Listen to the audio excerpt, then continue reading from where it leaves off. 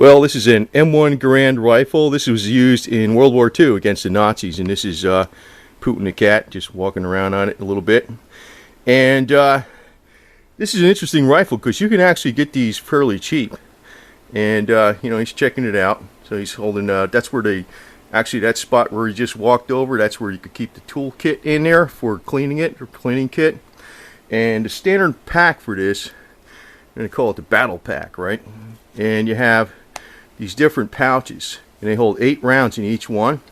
So you have 10 of them, and that's 80 rounds. This is how they were before. None of that Velcro. They used to use like snaps. It was double snapped, had one snap here, then the grommet. And this is how they were. And these are actually reloaded hunting rounds, actually, silver tip. That's they're not the military full metal jacket.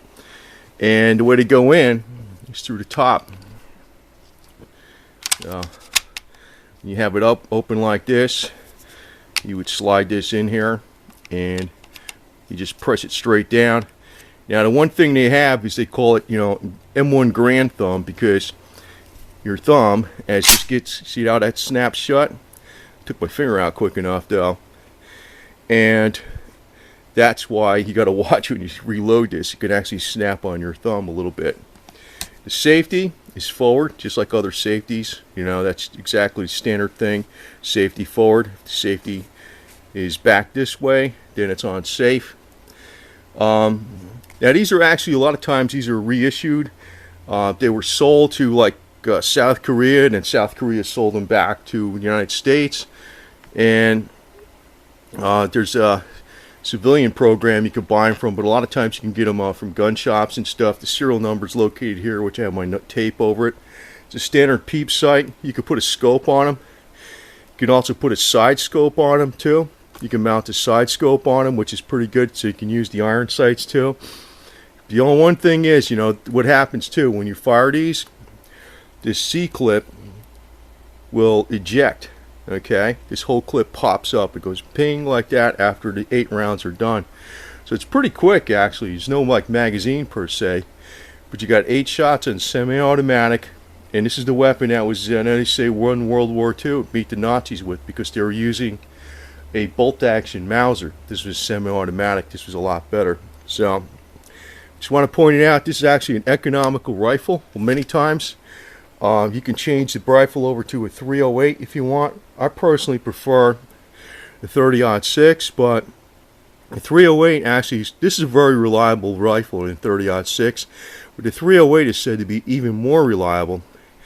And there's parts galore for this thing. You don't have to have the wood stock. You can put like a nylon stock on this and stuff. There's a lot of different scopes made for it.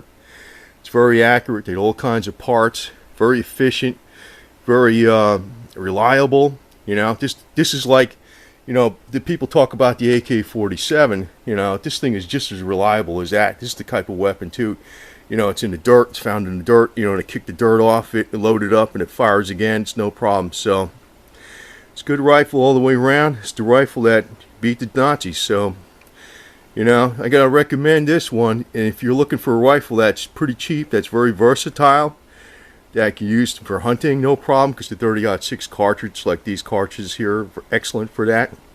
This is the one to go with. Parts availability all over the place.